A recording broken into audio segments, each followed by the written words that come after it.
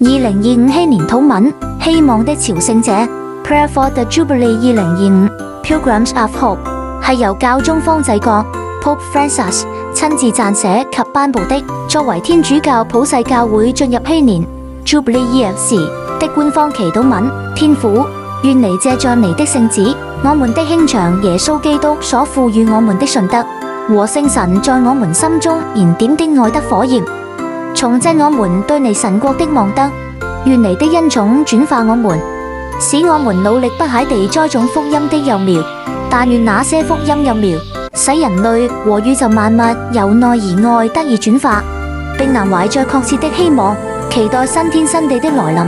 那時邪惡勢力要全被摧毀，你的榮耀卻要永遠常存。願禧年的恩寵重振我們這些希望的朝聖者對天國寶藏的渴求。